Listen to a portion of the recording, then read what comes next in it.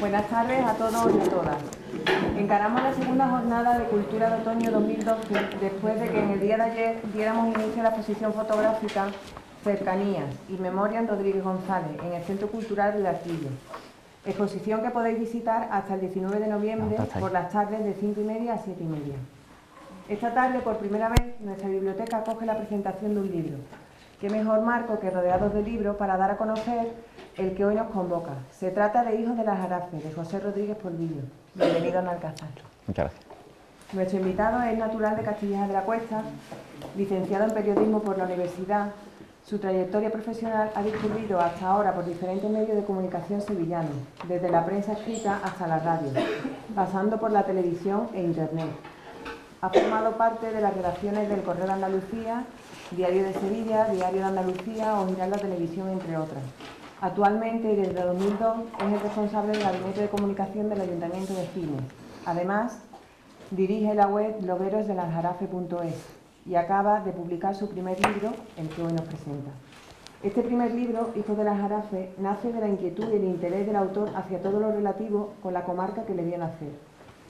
Por primera vez, en este volumen, se reúnen los relatos de vida de hasta 30 personajes aljarafeños destacados a lo largo de la historia. Desde el conde duque de Olivares hasta Joselito el Gallo, desde Antonio Illanes hasta Inés Rosales, desde Trajano y Adriano hasta Fray Juan Calero y Muñoz San Román, todos ellos desfilan por las páginas de este libro para contarnos, de una manera didáctica y especialmente clara y concisa, la vida de estos aljarafeños destacados de la historia.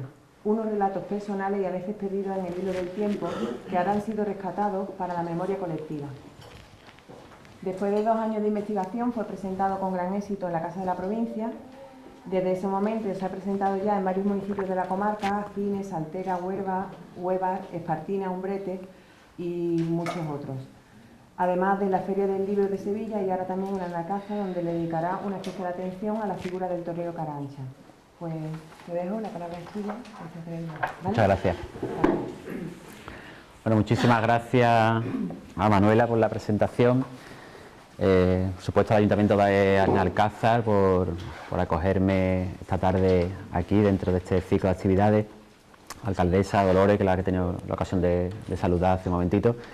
A Pedro José, con el que he estado más en contacto antes de la organización de este evento, y también a Diego León, con el que he tenido ocasión de hablar ahora mismo y que me ha transmitido cómo Alcázar pues quiere seguir apostando y seguir recuperando esa historia común, ¿no? Que me parece algo muy interesante en todos los municipios de nuestros Aljarafe. Bueno, el libro, como ha dicho Manuela, son 30 biografías de personajes históricos de la comarca. Surge de mi interés, mi inquietud por los temas relacionados con el Aljarafe y por la historia en general, una manera de unir esas dos vertientes. Y lo cierto es que no existía algo parecido hasta este momento. Existían libros que hablaban de la historia de los diferentes pueblos, de la comarca como conjunto, pero no existía hasta ahora un libro en el que se repasase un poco la historia de nuestros pueblos a través de algunos de sus personajes ilustres, algunos de sus personajes más conocidos, ya fuera por un tema o por otro. El libro tiene un claro afán divulgativo y didáctico, pretende sobre todo pues hacer llegar esas historias de vida a todos los aljarafeños. Es probable que en cada municipio pues se conozca la historia de su personaje, pero no la del personaje del pueblo vecino, y esa era una de las ideas también del libro, ¿no? Que sirviera también para hacer comarca, ¿no? Para ver que todos estamos mucho más relacionados de lo que nos puede parecer en un principio, y que bueno, el Aljarafe como conjunto es algo que hay que poner en valor también. Dentro de ese afán divulgativo, pues el libro evidentemente persigue una idea de claridad, de concisión. Está escrito en capítulos breves, no relacionados entre sí, de manera que se puede ir saltando de uno a otro si se quiere. Si nos interesa más un personaje o otro, podemos ir saltando, están ordenados cronológicamente, pero como digo, son capítulos independientes, de manera que se puede ir haciendo una lectura no lineal del libro, sino, bueno, según nos apetezca, pues ir saltando adelante o atrás. A la hora de seleccionar los personajes, Lo cierto es que en un primer momento la idea es que fueran unos 15 o 20 los que iban a componer el libro, pero a medida que se iba tirando del hilo, pues iban apareciendo más historias, más personajes interesantes. Claro, y daba cosa a dejarlo fuera, ¿no? Eran historias muy interesantes que merecía la pena que se conocieran, ¿no? Se incluyen tanto hijos naturales como hijos adoptivos del Aljarafe, es decir, nacidos aquí, o otros personajes que por circunstancias de sus trayectorias personales han estado vinculados a municipios de la comarca a lo largo de sus vidas, aunque no nacidos propiamente en alguno de sus pueblos, de todas las épocas. Empieza en el siglo I con Trajano y acaba bien entrado el siglo XX con Alfonso Grosso, que es el último cronológicamente, el escritor Alfonso Grosso. Pero como digo, sobre todo lo importante era que tuviera una historia interesante que contar, ¿no? Que esa historia nos llegara y que esa historia pues hablara, aunque fuera indirectamente, también de nuestros pueblos y de nuestra comarca. Como estamos en Alcázar, pues a mí siempre me gusta hablar del personaje del pueblo en el que estamos, y el personaje evidentemente vinculado a Alcázar en Hijo del Aljarafe, pues no puede ser otro que Carancha, ¿no? El torero Carancha, al que yo subtitulo como con la frase de torero de categoría a benefactor de Alcázar. José Sánchez del Campo Boullosa, que era su nombre, nace en Algeciras, en la provincia de Cádiz, en 1848. Su padre era militar, pero muere siendo José muy joven, de manera que, apenas 14 años, de manera que pues se convierte un poco en el cabeza de familia, ¿no? José. Esto pues le obliga a dar un paso al frente y a buscarse la vida para mantener a su madre y a sus dos hermanos pequeños. Y bueno, hace unos primeros escarceos como pintor para ganar algo de dinero, y bueno, buscando una estabilidad mayor económica, pues decide ir acercándose al mundo del toreo, ¿no? Empieza a moverse en capeas, en novilladas, porque bueno, era una manera digamos relativamente rápida de conseguir una estabilidad económica importante. Pues le va tan bien que al poco tiempo pues deja ya el oficio de pintor, se dedica por completo a su vida torera, una trayectoria importante como banderillero, hasta que finalmente pues toma la alternativa en 1874 en Sevilla. Bueno, ya en esta época se le conoce como Carancha, de hecho aparece así también anunciado en carteles y demás, pues bueno, por un rasgo físico que es fácilmente apreciable, ¿no? La alternativa la toma curiosamente de Manos de Desperdicio, que es otro de los biografiados en el libro, un torero de Gelbes, muy poco conocido, pero que también tiene una historia muy interesante. Su fama va creciendo, la fama de Carancha, con grandes faenas, principalmente de muleta, y que era un poco así su fuerte. Y bueno, se va haciendo un hueco importante en el mundo del toreo, en el que en esa época pues tenemos a dos grandes dominadores como son Lagartijo y Frascuelo, que un poco acaparan pues todos los titulares, todos los carteles, y Carancha se presenta un poco como el tercero en discordia, ¿no? El que intenta meter la cabeza, no llega al nivel de esos dos, que son bueno, las grandes estrellas del panorama nacional, pero sí que en esa lucha por abrirse hueco, Carancha adopta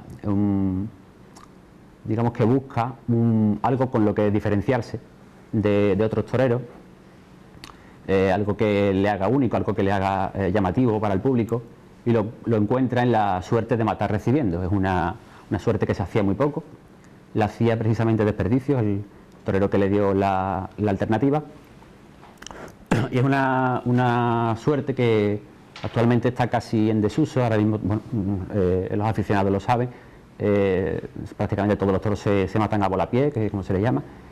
A diferencia del volapié, matar recibiendo, en esa suerte el torero espera con los pies en el suelo y totalmente recto al toro, a que el toro le embista, y en ese momento es cuando se le clava la espada. Es decir, tiene que es súper arriesgado, muchísimo más que el volapié, en el que el torero tiene más movilidad y puede encontrar una escapatoria en un momento dado, a la hora de que el toro embiste, ¿no?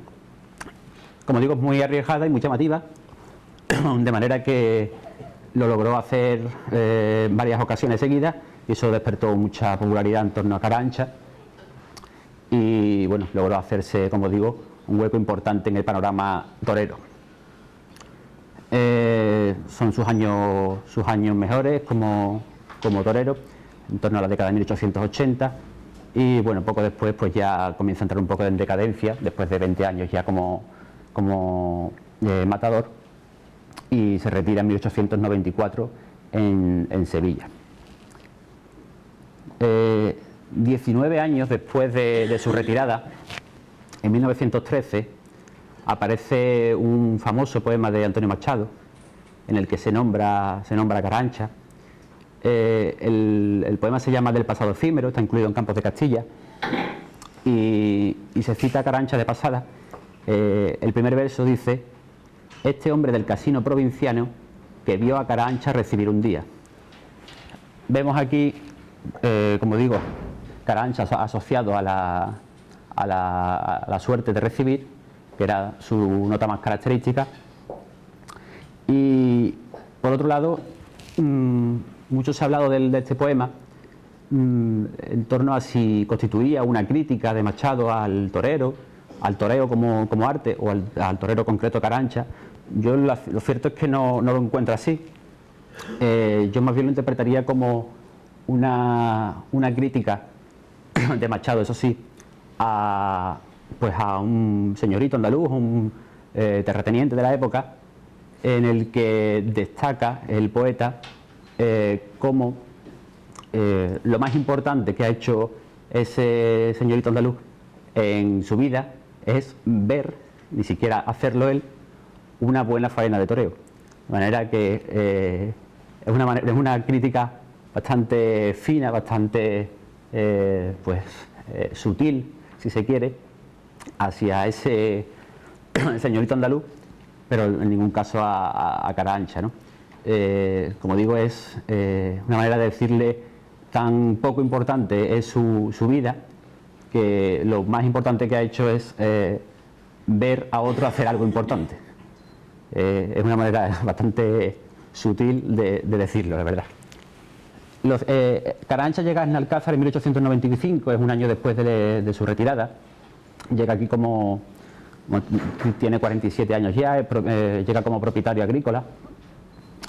Y bueno, lo fácil para él, sin duda, hubiese sido pues dedicarse a sus tareas como propietario agrícola, a sus cultivos, y no tenía por qué involucrarse en el pueblo. Era una persona que tenía suficientes recursos económicos, por lo tanto no tenía ningún interés a priori en los vecinos, los ciudadanos. Pero es aquí que se dedicó, y mucho, a tratar de ayudar a sus nuevos vecinos, a intentar favorecer sus condiciones de vida. Y para ello, pues bueno, son muchas, están documentadas las gestiones que realiza en este sentido. Por ejemplo, gestiones para la instalación en la localidad de un cuartel de la Guardia Civil, que no existía hasta ese momento, unas gestiones que se canalizan a través de la condesa de París, que vivía en Villamanrique, pero que tenía propiedades en Benalcázar. También son suyas, o gran parte suyas, gestiones para la instalación de la luz eléctrica en Benalcázar, de la que ahora creo que se cumple en unos 100 años, el año que viene. También a través de la empresa Luis Medina Garbey, que es otro de los biografiados en el libro, vinculado a pilas, como sabéis. Carabanchel arregló o promovió el arreglo de muchos caminos para facilitar las tareas de los agricultores, reorganizó expósitos, incluso costeó de su propio bolsillo arreglos de la comunidad, como del propio consistorio, la construcción del matadero. Lo cierto es que se implicó bastante, se implicó mucho, como digo, sin una necesidad que no fuera su propio altruismo, ¿no? Su propio interés por ayudar a los demás. Esto se lo reconoce el ayuntamiento del pueblo en el año 1900, nombrándole hijo adoptivo, hijo predilecto de la villa, ¿no? No llegó a ser alcalde de Benalcázar, como en alguna ocasión se ha podido ver publicado, pero la verdad es que no le hizo falta, ¿no? Porque sin serlo, pues era indudablemente el hombre más influyente del pueblo, y no solo por su economía, sino por su posición política. Bueno, fue miembro del Partido Conservador, y también por su forma de vincularse y de entregarse a sus vecinos, ¿no? Falleció en Alcázar en 1925, tenía 77 años, y desde el año 2008 pues cuenta con una calle en el pueblo. Yo creo que una de las personas que mejor define a Carabanchel es precisamente otro vecino de Alcázar, otro alcázarceño, como es Antonio García Barbeito, que le dedica un poema. Se llama Carabanchel en Alcázar, y si os parece os lo leo porque es muy breve, es un soneto. Dice: traía ya oxidados los estoques y apagada su luz de lentejuelas, y dormidos percales y franelas, y olvidado el perfil con palitroques. Jubilado de lances y de embroques, en sus carnes guardaba las secuelas de las actas mortales y gemelas en las tardes de gritos y disloques. Citado por Machado recibiendo, vivió de lo ganado manteniendo aires de matador ya sin revancha. Y cuando el tiempo cinceló su losa, José Sánchez del Campo Boullosa se había inmortalizado ya en Carabanchel. Así lo ve Barbeito, y creo que lo define bastante bien en esos 14 versos de su soneto. Carabanchel es uno de los 30 personajes que componen Hijos del Aljarafe. Hay otros 29 personajes. En ellos podemos encontrar pues muchas anécdotas, muchas curiosidades relacionadas no solo con sus vidas, sino también vinculadas con el Aljarafe. Por ejemplo, podemos conocer de la existencia de una segunda plaza de toros en Sevilla, ahora que estamos hablando de un torero, una segunda plaza de toros en Sevilla que ya no existe, de la que apenas queda algún vestigio. Una plaza de toros llamada la Monumental, que la promovió pues otro aljarafeño, como el caso de Joselito el Gallo, ¿no? Vinculado nacido en Gelbes. También podemos saber quién es hoy el conde duque de Olivares, o por mejor decir la condesa duquesa de Olivares. Es un título que sigue existiendo, que no se ha perdido, aunque siempre asociamos al conde duque de Olivares con Gaspar de Guzmán, pero es un título que sigue adelante y que llega hasta la actualidad. También podemos conocer cómo Antonio Llanes, un vecino de Umbrete, pues además de tener muchas imágenes en la Semana Santa de Sevilla, que procesionan y hacen estación de penitencia a la catedral, pues además de eso tiene una copia exacta del Gran Poder de Sevilla, nada menos que en Perú, en la ciudad de Tacna. Es una copia exacta, digo, porque está hecha con una técnica que se denomina destacado de punto, que es una técnica que reproduce de manera idéntica una escultura respecto de otra. Es una técnica bastante agresiva, de manera que la Hermandad del Gran Poder, en este caso, pues nunca más ha vuelto a permitirlo.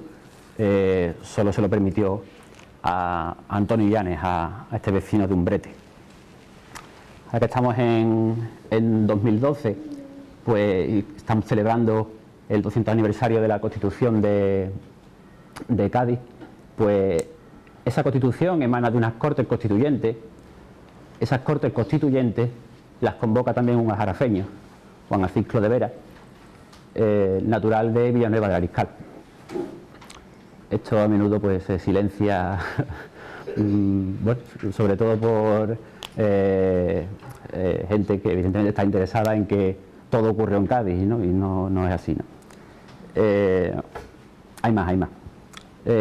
También es del Aljarafe el primer mártir cristiano del Nuevo Mundo, Fray Juan Calero de Bullillos de la Imitación.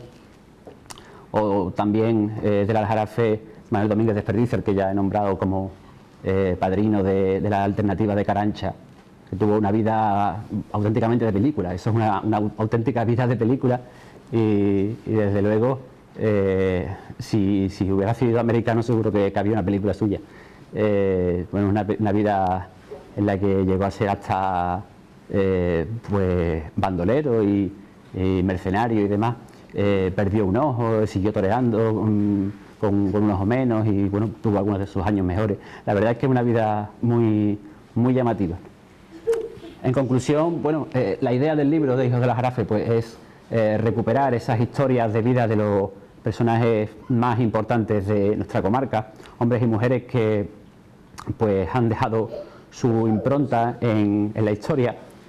Y bueno, la idea era hacer hincapié en la mucha historia que tiene el Aljarafe, mucho más de lo que a menudo nos quieren hacer creer y que nos venden pues unos municipios como pueblos dormitorios, como unas zonas sin raíces. Bueno, este libro pretende poner su grano de arena para desmentir estas afirmaciones, ¿no? Y para ello pues se quiere hacer a través de la biografía, porque dicen que no hay historia propiamente, sino solo biografía. La historia es una suma de biografías, una suma de las vidas de todos los demás, de todas las personas.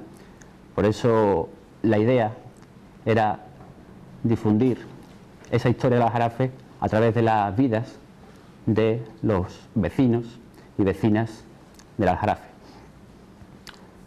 Espero que disfruten del libro tanto como yo elaborándolo, y si tienen alguna pregunta, alguna cuestión, pues estaré encantado de poder contestarles. ¿Qué mujeres son las que hay? Pues la verdad es que no hay muchas, pero hay algunas. Te la recuerdo. Tenemos a Inés Rosales, vinculada doblemente pues a Castilleja y a Huévar. Tenemos a Mercedes de Velilla, una poetisa vinculada, o poeta, me gusta llamarla más poeta, vinculada a Camas. Amparo López del Baño, otra poeta de San Juan de Alfarache. Y me estoy dejando alguna. Saltera. Efectivamente, Francisca Pérez Cerpa de Saltera, una heroína de la Guerra de la Independencia, que la verdad que también tiene una historia muy interesante. Son poquitas, son 4, creo recordar, si no se me queda ninguna atrás. Pero bueno, la verdad es que en ese sentido creo que el Aljarafe pues, es un reflejo de la historia de Andalucía, la historia de España, ¿no? Esa invisibilidad que hayan podido tener las mujeres en todo el mundo, pues evidentemente también ha ocurrido en el Aljarafe, ¿no? Y pues, de ahí la dificultad de encontrar historias relacionadas con mujeres, ¿no? Sí, yo pienso que habría muchas más mujeres relevantes. Lo que pasa es que la cultura que entonces tendríamos, pues era que resaltaban los hombres y no las mujeres. Correcto. Pienso yo, no sé si eso es así. Totalmente de acuerdo, totalmente de acuerdo. Como digo, esa invisibilidad que han padecido las mujeres durante toda la vida, pues se refleja también en el Aljarafe. No quiere decir que no hubiese mujeres importantes o que no hicieran cosas importantes, sino que la trascendencia histórica pues las ha ido ocultando, ¿no? Y bueno, es complicado. De hecho, de las 4 hay al menos un par de ellas que están, su relato, su trayectoria está casi perdida. Hay muy pocos datos de ellas, ¿no? Y bueno, en algunos casos, por ejemplo, en el caso de Amparo López del Baño, es precisamente una decisión de ella en la que lo motiva, porque ella no publica nada en vida, precisamente como una respuesta a que su escritura no iba a ser entendida por provenir de una mujer, porque es una escritura muy pasional en una época como es el romanticismo, en la que pues la mujer era entendida como un ángel lejano, sin pasiones, sin sentimientos. Entonces, que una mujer escribiese de su pasión propia, pues evidentemente no estaba bien visto. Entonces ella decide no publicar nada en vida, y eso, pues evidentemente dificulta muchísimo la investigación sobre ella, claro. ¿El periodo cronológico que...? Sí, comienza en el siglo I con Trajano y Adriano, los dos emperadores vinculados a Santiponce, a Itálica entonces, y acaba en el siglo XX porque Alfonso Grosso es el último biografiado que muere en 1995. Pues son 20 siglos prácticamente. Pero que la mayoría será del 19-20, sí. Sí, claro, evidentemente es donde tenemos más información. Interesante, me parece muy interesante. Bueno, como he dicho, son capítulos breves. Se trata de presentar a los personajes, no de agotarlos, en el sentido de darlos a conocer, hacer un dibujo de cada uno de ellos y después existe una bibliografía de cada uno de ellos para que la persona que quiera profundizar más.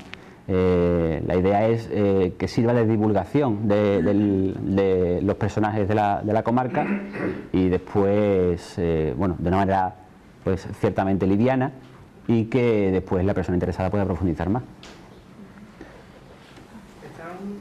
¿Están todos los campos del saber reflejados en el libro? Bueno, todos los campos más o menos, o ha tocado... Hay, en cuanto a profesiones te refieres y demás. Los ámbitos de la Bueno, actuación de los personajes. hay bastante variedad.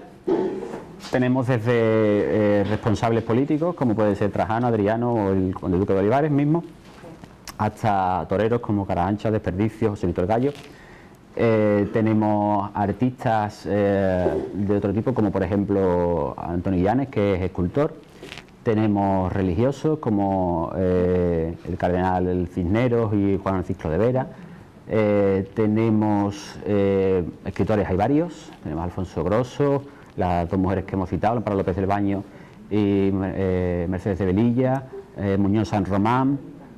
¿Qué más se me queda por ahí? Hay empresarios como Medina Garbey, como Inés Rosales. Bueno, hay una variedad creo que bastante amplia. ¿Sí? Aparte de Carancha, que no era del pueblo, pero bueno, ¿hay alguien más del pueblo en el libro? No, en el libro, claro, la idea era tocar cuantos más pueblos mejor y cuanto más variado mejor. Entonces, de la mayoría de los pueblos hay un único personaje. Hay algunos que hay dos, incluso hay algunos que hay tres, pero de la mayoría de los pueblos hay un único personaje. En este caso se eligió Carancha como, bueno, se podría haber elegido quizá otro personaje, pero... Ya, por ejemplo, aquí hubo un magnífico escritor, Domingo Manfredicano, que Sí. tendrá noticia de él, ¿no? Sí. Con muchos premios en su haber y demás, y no hace mención de él. No, el libro no pretende recoger a todos los personajes, sino hacer una presentación de una selección de ellos, son 30 en este caso. Si hay ocasión y Dios si lo quiere, pues... Es una curiosidad. No, me refiero que la idea, son todos los que están, pero no están todos los que son. Como otra curiosidad es, por ejemplo, que se comenta que, por ejemplo, en su niñez vivió aquí durante algunos años Gustavo Adolfo Bécquer, no sé si tiene noticia de ello, ¿no? Que vivían aquí unos tíos tuyos. Y bueno, ¿Pero vendría de visita o algo? No, que estuvieron aquí cuando se quedaron huérfanos y estuvieron aquí unos años viviendo, o al menos se comenta eso. No hace mención en el libro tampoco. No tenía noticias. No, como digo, el libro selecciona 30 personajes. Nos centramos en esos 30, ¿vale? Podríamos haber seleccionado otros, evidentemente. La selección, siempre hay un criterio a la hora de seleccionar, como he comentado, han sido varios en este caso. Por la curiosidad de saber hasta qué punto era cierto o no cierto lo de esto. Bueno, es cuestión de investigarlo y de publicarlo si puede ser en otro libro. Cierto es que los tíos sí que vivieron en el pueblo durante muchos años. De hecho, poseían una finca muy importante aquí en el pueblo. Se comenta que cuando se quedaron huérfanos, los hermanos, Valeriano y que vinieron a vivir con los tíos, que eran los parientes más allegados que tenía. Y bueno, pensé, digo, a lo mejor viene algo haciendo... No, por eso es lo que decía, ¿no? Que la Jarafe tiene mucha más historia de la que muchas veces nos quieren hacer creer. Entonces, evidentemente aquí no está todo. Es una muestra de ello. Queda mucho más por contar y ojalá lo podamos contar todo algún día.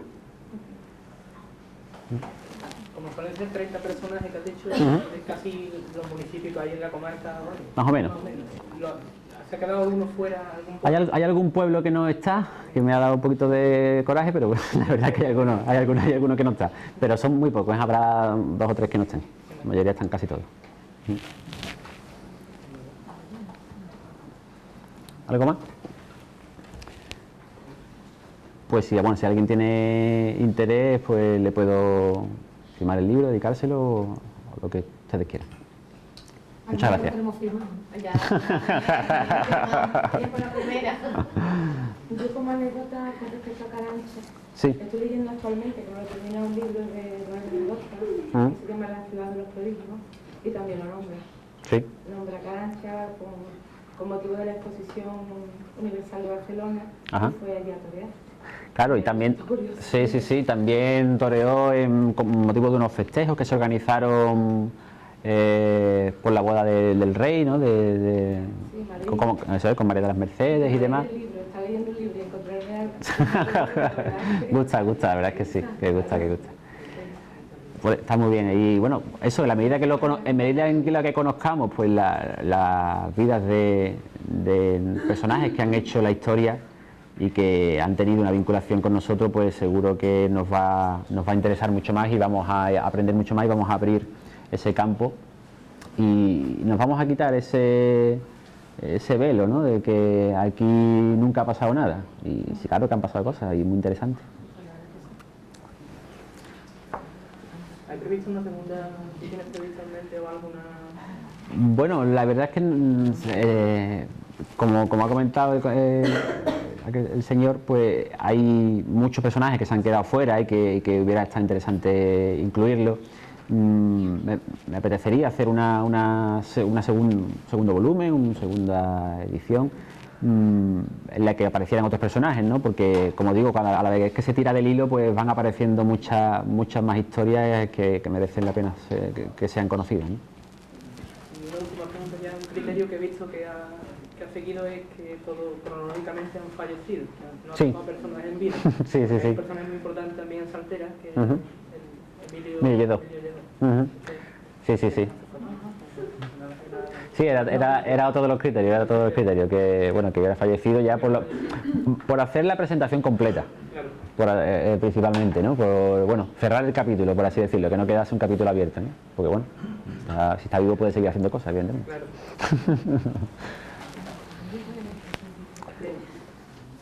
Vale, yo creo que te puedo decir una cosa. Gracias.